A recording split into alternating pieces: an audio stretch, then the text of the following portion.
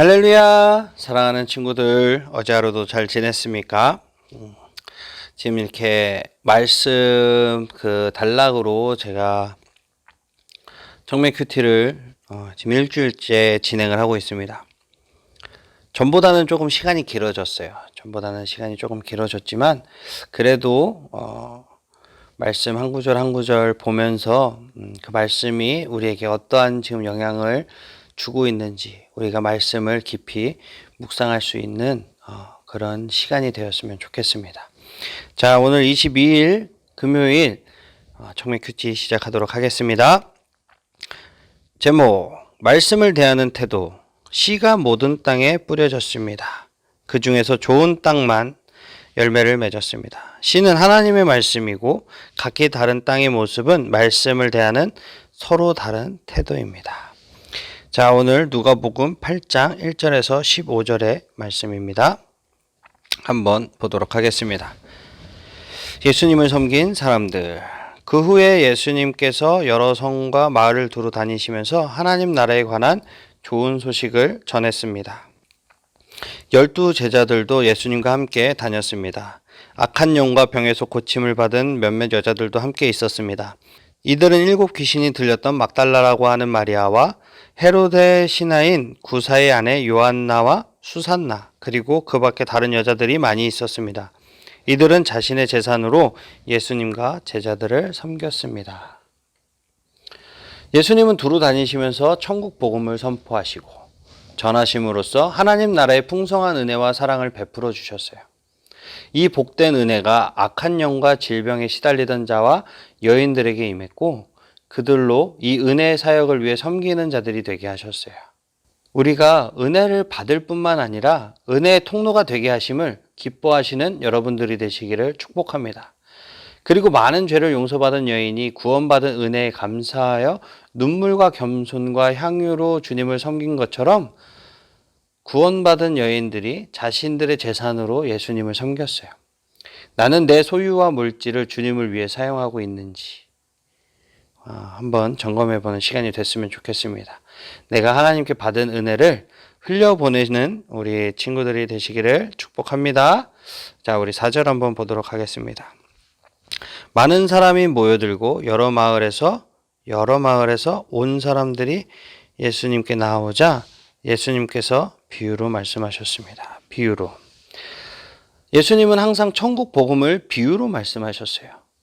이것은 이미 알려져 있는 내용을 숨겨진 내용과 연결시켜서 듣는 청중들이 비유의 말씀을 듣고 깨달아 진리에 이르도록 하기 위한 거예요. 어찌하든지 내가 말씀을 듣고 깨달아 은혜의 복음을 누리도록 다양하게 말씀을 가르쳐 주시는 주님의 그 지혜를 찬양하시기를 주님의 이름으로 축복합니다. 자, 우리 5절부터 조금 더 보도록 하겠습니다. 5절부터 15절 끝까지 한 번에 다 볼게요. 이제 비유기 때문에. 씨를 뿌리는 사람이 씨를 뿌리러 나갔다. 그가 씨를 뿌렸는데 어떤 씨들은 길가에 떨어져 밟히기도 하고 길가에 떨어져 밟히기도 했고 하늘의 새들이 와서 먹어버리기도 했어요. 어떤 씨들은 바위 위에 떨어져 자라다가 물이 없어서 시들어 죽었다. 어떤 씨들은 가시덤불에 떨어져 가시덤불이 함께 자라서 자라지 못하게 했다. 어떤 씨들은 좋은 땅에 떨어져서 자라나서 100배의 열매를 맺었다. 이 말씀을 마치시고 예수님께서 외치셨습니다. 들을 귀 있는 자들은 들어라. 제자들이 이 비유가 무슨 뜻인지 예수님께 물어봤습니다. 예수님께서 말씀하셨습니다. 너희에게는 하나님 나라의 비밀이 아는 것이 허락되었다. 그러나 다른 사람들에게는 비유로 말하였다. 이는 그들이 보아도 보지 못하고 들어도 깨닫지 못하게 하려 하는 것이다. 이 비유는 이것이다. 씨는 하나님의 말씀이다. 길가에 떨어진 것은 하나님의 말씀을 들었으나 마귀가 와서 그 마음에 있던 말씀을 빼앗아 간 사람들이다. 이들은 믿지 못하여 구원을 받지 못한다. 바위 위에 떨어진 것은 하나님의 말씀을 듣고 기쁨으로 받지만 뿌리가 없는 사람들이다. 이들은 잠시 동안 믿으나 시험 받을 때 넘어진다. 가시덤불에 떨어진 것은 말씀을 듣지만 살아가는 동안 재물에 대한 염려와 인생의 향락에 사로잡혀 열매 맺는 데까지 자라지 못하는 사람들이다.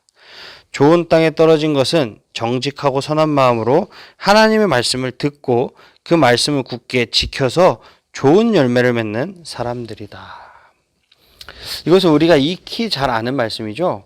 말씀을 듣는 네 가지 마음의 밭이 있어요. 길가, 바위, 그리고 가시떨기 속. 이 세 가지의 비유는 사탄의 방해와 마음의 완악함과 세상살이에서 오는 온갖 염려들로 인해서 결실하지 못하는 좋지 않은 마음밭이에요. 그러나 아름답고 선한 마음으로 말씀을 듣고 굳게 잡으며 인내하는 가운데 결실하는 좋은 밭이 있습니다. 여러분들의 마음은 말씀을 듣는 어떠한 마음인가요? 말씀을 들어도 내 속 깊은 곳에 이르기까지 뿌리 내리지 못하는 것은 무엇인지 잘 살펴보시기 바랍니다. 내 심령 깊은 곳까지 변화시키시는 그 하나님의 말씀의 능력을 체험할 수 있도록 말씀을 굳게 붙잡으며 인내하는 우리 청소년부 친구들이 되시기를 축복합니다. 아멘. 이야기 보도록 하겠습니다. 예수님은 한 곳에 머물러 계시지 않고 12제자와 함께 여러 마을을 다니시면서 복음을 전하셨습니다.